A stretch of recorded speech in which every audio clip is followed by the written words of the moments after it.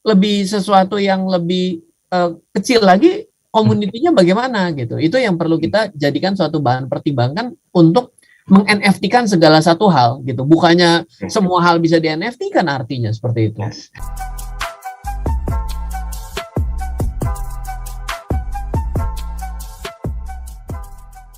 Hari ini bahasannya memang lagi ngetren ya.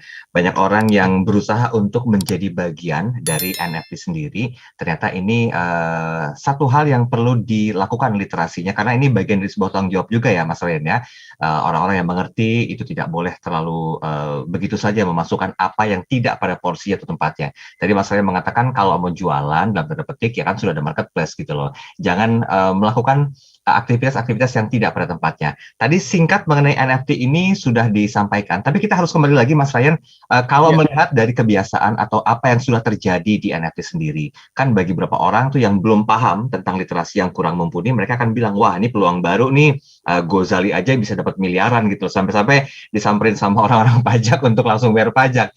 Tapi apakah ini sejatinya memang sebuah hambatan market Indonesia, Mas? Jika memang literasinya dirasa masih kurang maksimal. Pendapatnya Mas Ryan Filbert bagaimana? Ya, jadi kalau kita bicara mengenai khususnya pada NFT sendiri gitu ya. Jadi kita mestinya untuk mengembalikan bahwa NFT ini adalah ketika kita memiliki sesuatu yang original dan kita nilai ini bisa menjadi suatu koleksi bagi orang lain. Ataupun memang bisa orang memang merasa bahwa kalau melihat ini cuma satu-satunya menjadi sesuatu hal yang sangat bernilai, maka barang digital tersebut bisa kita NFT-kan. Nah, yang dijadikan catatan itu adalah penilaian ini menjadi sesuatu yang masih sangat luas sekali, sangat luas kan gitu ya. Nah, kita akan coba gini Mas Daryl.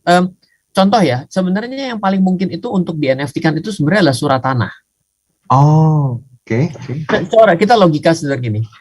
Selama ini kalau kita pergi ke ke BPN, maka kan adalah cara untuk mengetahui bahwa sertifikat tanah ini tidak ada suatu overlappingnya atau sengketanya. Maka kita menanyakan kepada BPN, hey BPN, apakah ini menjadi sesuatu yang sah?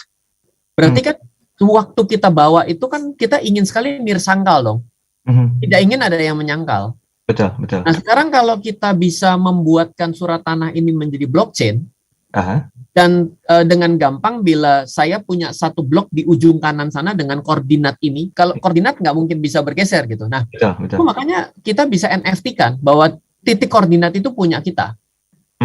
Dan dengan gampang semua orang ketika kita mau jual atau kita pindahkan kepemilikannya, itu tidak akan susah untuk mencari keabsahannya. Jadi sebenarnya utilisasinya itu dalam lingkup yang lebih serius. Bukan hanya bicara selfie. Itu sesuatu yang worth untuk kita pertimbangkan loh. Jadi jauh lebih efisien, menjadi jauh lebih cepat, secara penyimpanan untuk akses data tersebut menjadi lebih mudah. Itu sebenarnya bisa sampai sejauh itu. Gitu, bukan hanya bukan masalah baju masuk ke OpenSea ataupun yang namanya itu baju makanan lalu juga foto selfie itu masih terlalu sesuatu yang nilainya itu subjektif sekali. Ayo coba sekarang saya mau tanya, apakah saya kasih fotonya Mas Gozali ini mau Mas Daryl mau yang mahal, tapi bukan sesuatu yang collectible items yang hanya dipahami oleh segelintir orang ya. Betul. Artificial ya soalnya ya. Karena sesuatu yang ya gini, ada nggak sih sesuatu yang berharga bagi Mas Daryl tapi mungkin nggak berharga bagi saya, atau berharga bagi saya atau nggak berharga bagi Mas Daryl? Contoh, gini sekarang kita bicara. Saya senang sekali dengan karakter Gober Bebek. Gober Bebek yang ada di Disney, di Walt Disney itu saya suka sekali. Saya suka sekali mengumpuli barang-barang yang ada hubungannya dengan si Uncle Scrooge ini. Nah, tapi kalau ini ditanyakan kepada adik saya juga, ih aneh amat sih, orang pelit kayak gitu kamu koleksi, dikasih juga mau sih. Tapi adik saya suka sekali dengan mungkin seperti itu, Minion yang gambar-gambar Minion.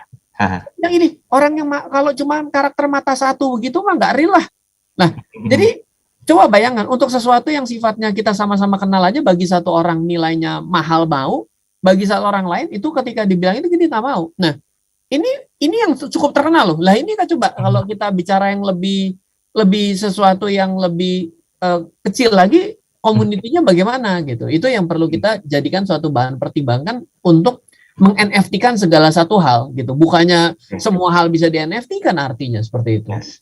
Tapi sebenarnya dari NFT lahirnya NFT ini, Mas Ryan Filbert, apa namanya hubungannya dengan market Indonesia itu seperti apa sih, Mas? Nah, kalau kita mau bawa ke market Indonesia ini sebenarnya NFT itu yang mungkin akan lebih banyak bisa pakai itu adalah orang-orang yang menciptakan sesuatu karya seni kreatif digital.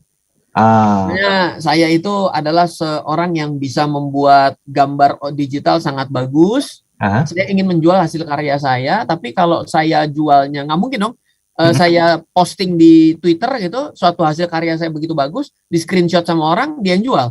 Ya, betul. Berarti kan jadi tidak ada hal yang otentik di sini, dan bisa saja dia mengakui bahwa itu punya dia. Kalau kita sebagai orang yang berada di dalam hal yang menjadi senimannya, itu berarti dia akan merasa sangat tertolong dengan adanya NFT. Yes. Dan membuat ada nilainya lebih karena kita adalah pemilik pertamanya dan ini adalah barang bukti bahwa saya adalah pemiliknya. Gitu. Oke, berarti sebetulnya poin pentingnya dari NFT ini dan penggunaan yang tepat adalah menjamin privasi dan juga keaslian serta otentik dari data yang kita punya itu ya, Mas Ryan ya. Betul. Oke. Itu yang paling penting gitu. Kalau kita pakainya ke makanan gitu, ya kan makanan kan sesuatu yang bukan long lasting ya. Gitu loh. Dan kalau jualan di situ gimana cara delivernya juga.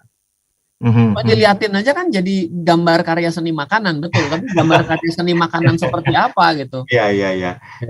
Kalau untuk bicara masalah prospeknya sendiri, Mas Ryan Filbert, NFT ini apakah memang ke depannya, ini mungkin lepas dari prediksi yang akan Mas Ryan sampaikan ya, apakah ke depannya NFT juga bisa menjadi sebuah bentuk bagian dari keluarga besar marketplace dalam konteks tertentu seperti surat tanah untuk melegalkan atau membuat satu bentuk testimoni pembuktian tentang keaslian dari surat tanah atau bagaimana?